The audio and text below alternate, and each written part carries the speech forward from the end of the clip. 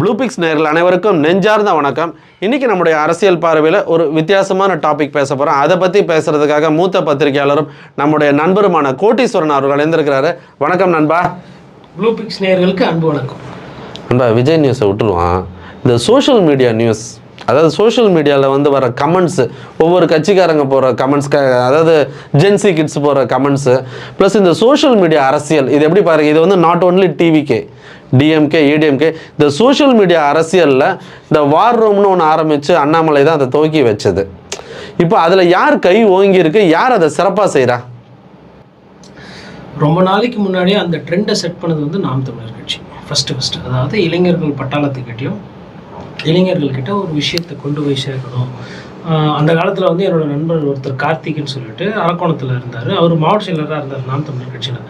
அவர் இளம் வயதில் அதை அண்ணன் சீமான் அவர்கள் கட்சி தொடங்குற காலத்தில் அப்போ செல்லிடை பேசி அப்படின்வாரு. உங்கள் சொல்லாடலில் பிழை உள்ளதுன்பார். திடீர்னு ஃபோன் பண்ணி என்ன நண்பா அப்படின்னு கேட்டால், உங்கள் சொல்லாடலில் பிழை, செல்லிடை பேசி பார்த்து பயன்படுத்த. லைட்டாக கன்ஃபியூஸ். அதுக்கப்புறமா மகிழுந்தில் வந்தீர்களா அப்படின்வாரு. எனக்கு என்ன நல்லா தானே இருந்தாப்புல நண்பன் அப்படின்னாரு.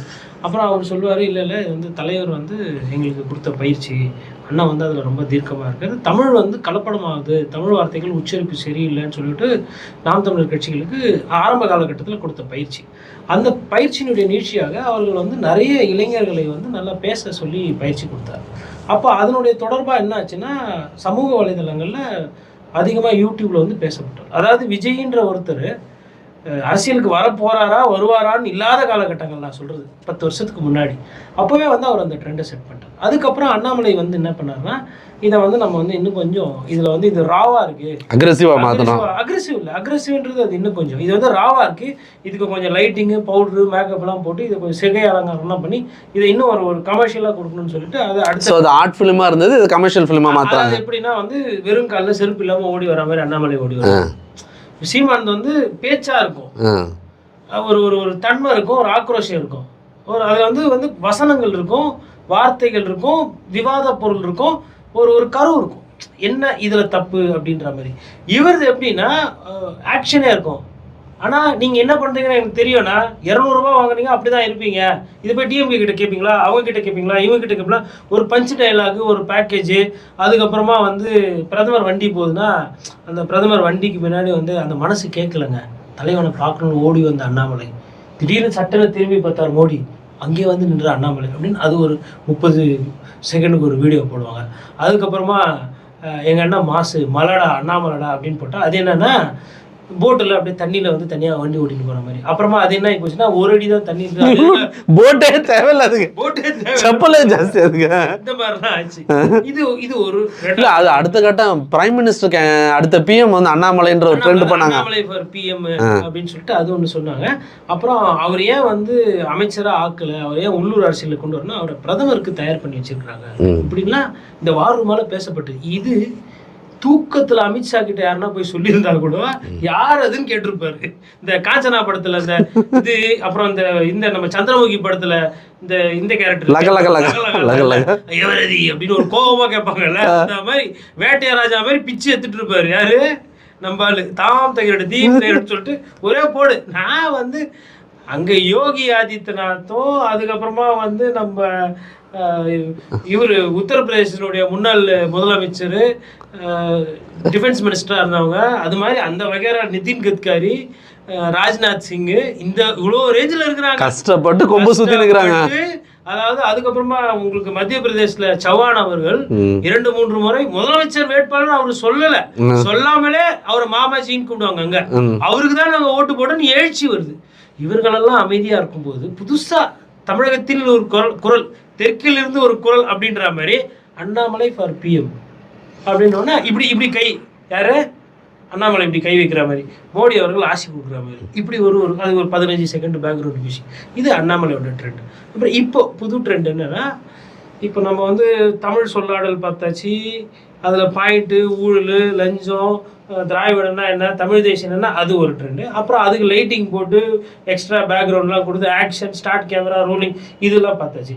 ஸோ இது ரெண்டுமே. இப்போ புதுசாக என்னன்னா 3D எஃபெக்ட். அதுதான் என்னன்னா, உங்களுக்கு எப்பயுமே பேக்ரவுண்டில் ஒரு மியூசிக் ஓடினே இருக்கும். அது மோஸ்ட்லி ஒரு விஜயோட ஒரு பாடல், ஒரு அது வந்து ஒரு வைப் கிரியேட் ஆகிட்டு இருக்கும். அந்த வைப்பில் ஒரு 3 பேர் 4 பேர் வந்தோன்னா அந்த வைப் ஆகிடுவாங்க அப்படியே மொத்தமாக. இந்த வைப் ஆகி அந்த வைப் ஒரு அரசியல் பண்ணும். நீங்கள் எதனா போய் கேட்டிங்கன்னா டான்ஸ் ஆடிங்க உதயநிதி கிட்ட கேட்பீங்களா, ஸ்டாலின் கிட்ட கேட்பீங்களா அப்படின்வாங்க. அப்போ எங்கள் தலைவரை பார்த்து பயப்படுறீங்களா, ப்ரோ கமான் ப்ரோ அப்படின்பாங்க. இது அடுத்த சோசியல் மீடியா அரசியல். இப்போ என்ன பிரச்சனை என்னன்னா, இதெல்லாம் நான் பார்க்க வேண்டியதாக இருக்குது டெய்லி. எனக்கு தொழில் சொல்லி கொடுத்தவர்கள் என்ன சொல்லுவாங்கன்னா, டெய்லி காலைல 8 பேப்பர் படிக்கலைன்னா பல்லு வளர்னேன்னு கேட்பாங்க. இப்போ டெய்லி நான் வந்து ஒரு 10 வீடியோ பார்க்க வேண்டியதாக இருக்குது. நான் பார்க்குறனோ இல்லையா அதே வந்து நின்றுது. அது பார்க்கலன்னா அவுடேட்டட் ஆயிடுறான். நல்ல வேலை சனிக்கிழமை வந்து விஜய் லீவ் எடுத்துக்கிட்டாரு, இல்லைன்னா காலங்காத்தால நான் உங்க விஜய் வரேன் பாட்டை கேட்டு கேட்டு எப்போ. இதுல இன்னொன்னு என்னன்னா, இப்போ ஃபர்ஸ்ட் வீடியோக்கும் 2வது வீடியோக்கும், அதாவது சீமான் அவர்கள் காலத்துக்கு போனீங்கன்னா, தவறாக பேசுகிறீர்கள், நீங்கள் வந்து திமுகவோட கொத்தடிமை, நீங்கள் வந்து உங்களுக்கு இந்த மாதிரி அரசியல் தான் கிடைக்கும் அப்படின்னு அவங்க வந்து விமர்சனம் பண்ணி திட்டிடுவாங்க. எல்லா காலத்தையும் திட்டுறதுன்னு ஒன்று இருக்கு, திட்டிட்டு போயிடுவாங்க.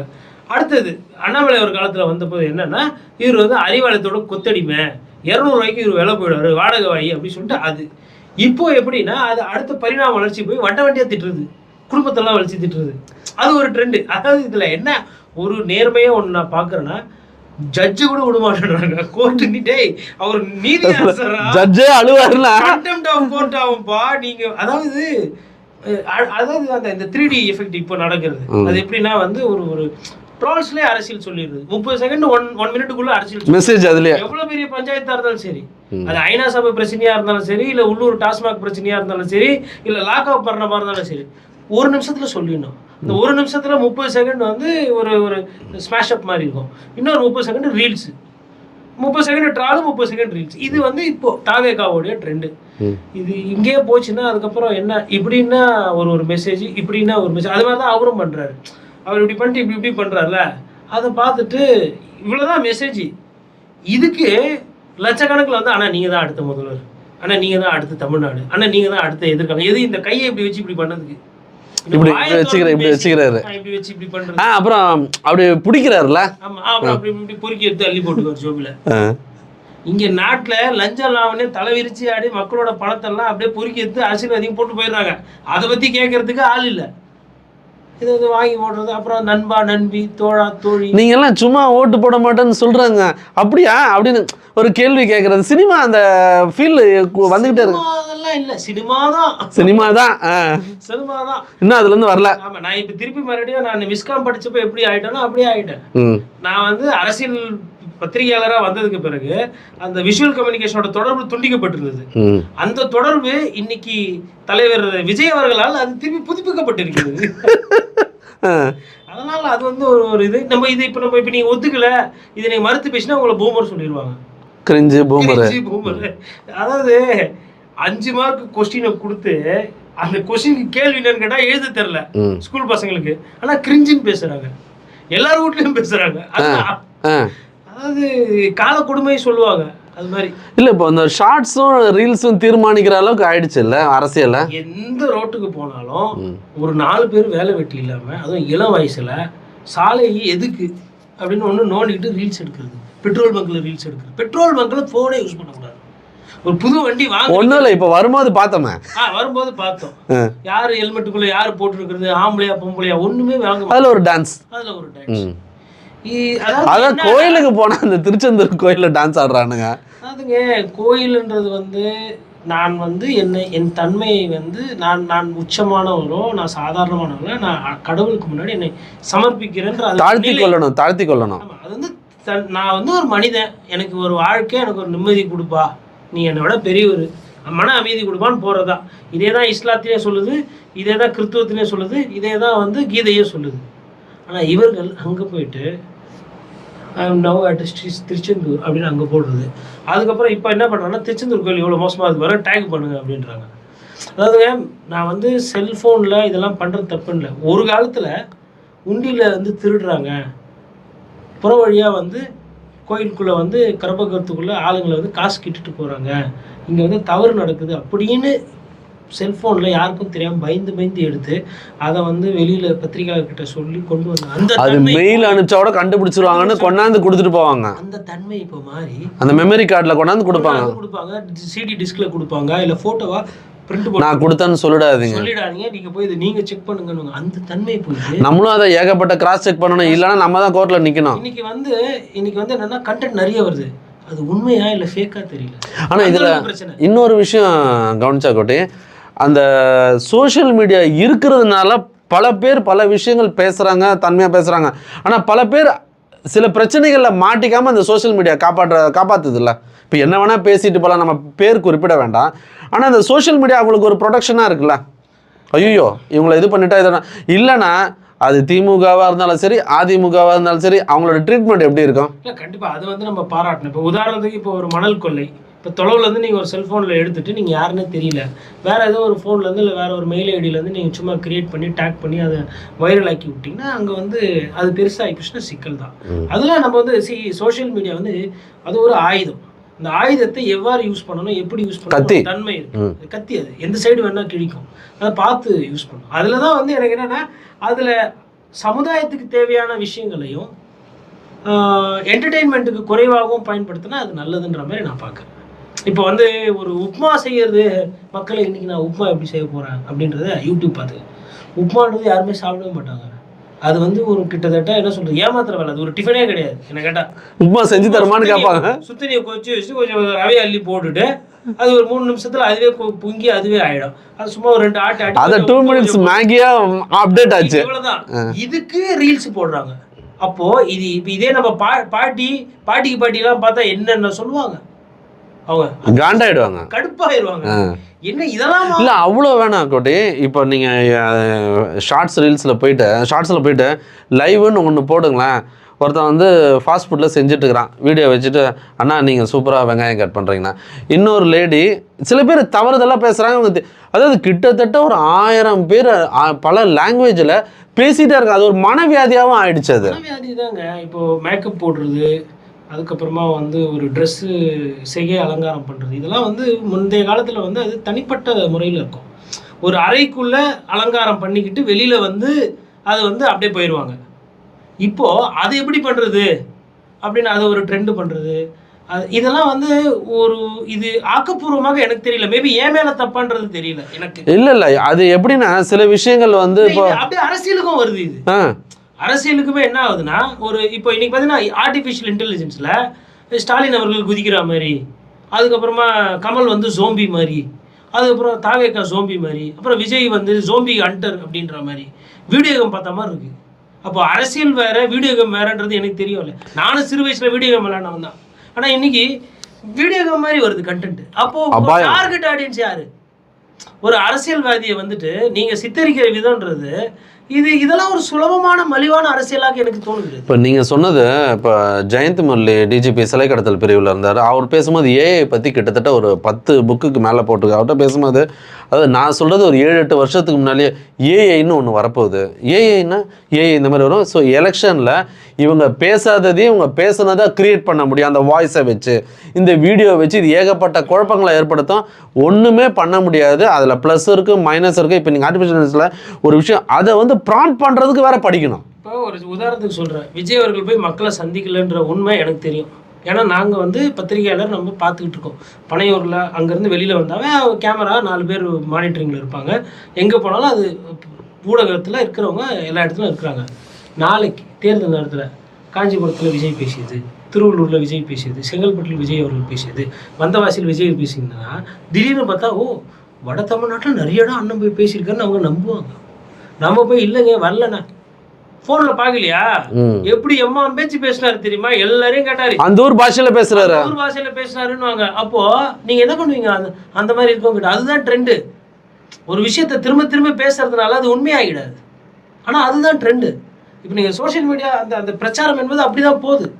இப்போ நான் என்ன கேட்குறேன்னா, ஒரு வீடியோ கேம் ஜம்ப் பண்ணுற மாதிரி ஒரு ஒரு கண்டென்ட்டை போட்டு நீங்கள் என்ன சொல்ல வரீங்க? சரி, இப்போ நம்ம தாவேகாவை பற்றி பேசுனீங்க. பாரம்பரிய திராவிட கட்சி திமுகவும் சோஷியல் மீடியா அரசியல் தானே பண்ணுறாங்க. இப்போ ரீசெண்டாக வந்து இந்த 1-to-1 மீட்டிங்கில் அவர் ஃபோன் போட்டு தராரு, அது பேசுகிறாரு, அதெல்லாம் எப்படி பாருங்க, அதையும் வந்து ட்ரோல் பண்ணிக்கிட்டு தானே இருக்கிறாங்க. ட்ரோல் தான் ஆகுதுங்க. உங்களுக்கு ஐடி விங் பண்ணக்கூடியதோ இல்லை இந்த சோஷியல் மீடியா கண்டென்ட் கொஞ்சம் மிஸ் ஆனாலுமே ட்ரோல் தான் ஆகும். ஏன்னா வந்து நீங்கள் திடீர்னு பேசும்போது ஏதோ ஒரு 2 வார்த்தை தப்பாக சொல்லிடுறீங்கன்னு வச்சுக்கோங்களேன், 18,122ஆம் ஆண்டுல அப்படின்னும் போது என்னது 18,122 போட்டு அதில் அந்த குட்டி பசங்க சிரிக்கிற மாதிரிலாம் போட்டு விட்ருவாங்க. அதில் இப்போ இந்த உங்களுக்கு அந்த பேக்ரவுண்ட் மிமிக்ரி வாய்ஸ்லாம் வந்து வேற லெவலில் பிரமாதமாக வந்துச்சு. அதில் இந்த பூனை குரலை வச்சுலாம் அந்த டப்பிங் டமாஸோ ஏதோ ஒன்று பண்ணுது. அவர் பாப்பா குட்டி பாப்பா அது அழகா பேசுறது, அழகா பேசும். அதே மாதிரி இந்த ஆரஞ்சு என் ஃப்ரெண்டு வந்து அழகா பேசுறது, ஆரஞ்சு கேட்டுன்னு ஒன்று வருது, நான் எப்பேற்பட்ட பூனை தெரியுமா அப்படின்ற மாதிரி அது ஒரு மாதிரி பேசுது. இந்த மாதிரி இந்த டாம் அண்ட் ஜெர்ரி கலாச்சாரம் மாதிரியும் இருக்கு அதுல. இல்ல இப்ப நான் கேட்டது திமுகவோட சோஷியல் மீடியா, இப்ப சிஎம் அவர்களும் பேசுறல, அதை எப்படி பாக்குறீங்க? அது வந்து என்னன்னாங்க, கொஞ்சம் குறைத்து மக்கள் கிட்ட நேரடியாக போய் அரசாங்கம் இயல்படுமோ செயல்படும் அப்படின்னும் போது இயங்குது அப்படின்னு. ஏன்னா அவர்களும் இதுல தள்ளப்படுகிறார்களா, நம்மளும் இப்படி பண்ணணும். அவங்களுக்கு என்னன்னா, இன்னைக்கு நீங்க ஐடி விங்ல இருந்து தண்ணியை பட்டு போயிட்டீங்கன்னா இளம் வாக்காளர்கள் நீங்க கவர மாட்டீங்க, தெரியாது. இன்னைக்கு வந்து முனையில போய் கடையில போய் பொருள் வாங்கணுன்ற எண்ணோட்டமே வரல. எது எடுத்தாலும் ஸ்விக்கி. ஒருத்தர் அதை போய் வாங்கி கொடுக்கறதுக்கு இருக்கிறாரு, தேவைப்படுது, போக முடியலன்னு வாங்குறது வேற. 20 வயசு 19 வயசு இந்த முனையில் இருக்கிற கடைக்கு கூட ஒரு பைக்கையோ சைக்கிளையோ நடந்து போகாமல் ஸ்விக்கியில் ஆர்டர் பண்ணுறாங்க. அப்போ இது என்ன விதமான ஒரு புரிதல்? இப்போ இவங்களை அந்த மாதிரி நம்ம வாங்கினோமே பால், அந்த பால் பாக்கெட் ஒன்று தான் வரும், அந்த பால் பாக்கெட் வாங்குவோம். அதுக்கப்புறம் அந்த 1 ரூபா காயின் போட்டால், அந்த 5 ரூபா காயின் போட்டால் அந்த வரும். அப்போது பால் தீர்ந்து போச்சுன்னா நம்ம வீட்டில் காஃபி டீ போட முடியாது, டீ கடையில் தான் வாங்கணும். ஸோ அந்த சூழ்நிலையெல்லாம் பார்க்காம இவங்க வந்திருக்கிறாங்க. இன்றைக்கி ஒரு 2 ஸ்டெப்பு அந்த டோர்ல போய் எடுத்துட்டு வரது கூட கஷ்டமா இருக்கு. அதாவது அடுத்த தலைமுறை வெளிப்படையா பேசிடுவேன், கிட்டத்தட்ட ஓப்பனா பேசிடுவோம், சோம்பலா போயிட்டு இருக்காங்க. அவர்கள் மீது அவர்களுக்கு நம்பிக்கையோ இல்ல வாழ்க்கையை பத்தின புரிதலோ மிக மிக கம்மியா போயிட்டு இருக்கு இந்த சோஷியல் மீடியால. அதனாலதான் இப்ப இன்னைக்கு என்ன சொல்றாங்கன்னா, விஜய் அவர்கள் உழைக்கலன்னு நம்ம சொல்லும் போது அவங்களுக்கு கோவம் வருது. விஜய் வந்து மக்களை போய் ஏன்னா இப்போ ஒரு விஷயம் இருக்கு, இவங்க அடுத்த தலைமுறை எங்க போவோம்னா, ஒரு நல்லது கெட்டது எல்லாத்துக்குமே வாட்ஸ்அப்பில் அழைப்பி வச்சா போதுன்ற அளவுக்கு போய் நின்றுவாங்க. அங்கே தான் போயிட்டு இருக்கிறாங்க கிட்டத்தட்ட. முன்னாடியெல்லாம் வந்து ஒரு இறப்பு அப்படின்னும் போது இன்னைக்கு பார்க்குறோம், இப்போ ஃபியூனரெல்லாம் லைவ் போட்டு காட்டுறாங்க.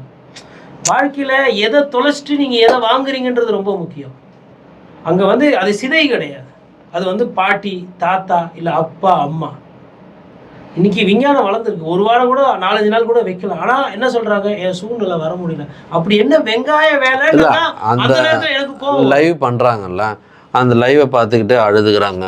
அந்த லைவை பார்த்துட்டு அங்கேருந்து காசு போட்டுறேன், அதை எடுத்துகிட்டு போய் அந்த பாடி, அதுன்னு கூட சொல்லக்கூடாது, அந்த பாடியை கொண்டு போய் அங்கே இது பண்ணிவிடுங்க, அப்புறம் அந்த புனித ஸ்தலத்தில் போய் அதை கரைச்சிடுங்க.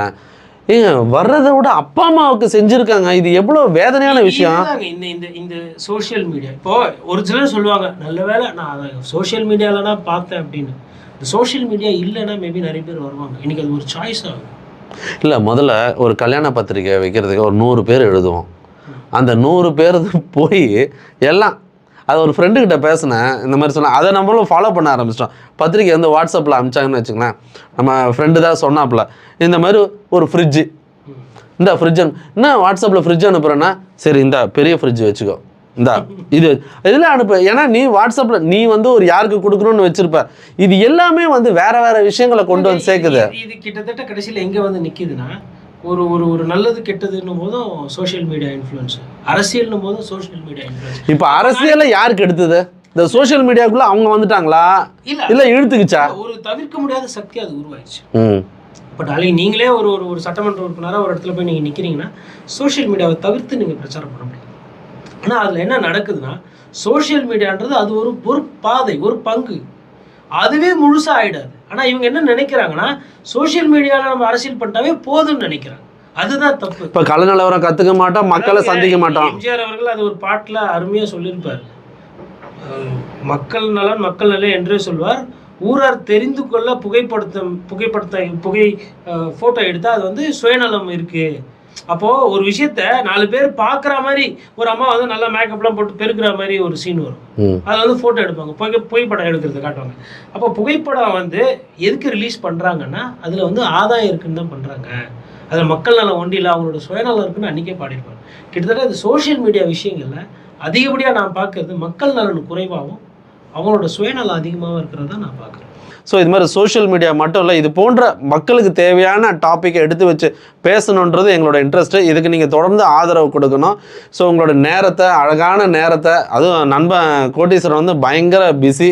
அதாவது அவர் இரவு நேரத்தில் தான் அவர் வந்து பிடிச்சி இழுத்துட்டு வர மாதிரி வாங்க நண்பனா, ஆனால் அவரும் வந்துடுவார். ஸோ உங்களோட கருத்துக்களை பதிவு செய்தமைக்கு நன்றி. மீண்டும் ஒரு காணொளியில் உங்களை சந்திக்கிறேன். நன்றி, வணக்கம். நன்றி, வணக்கம்.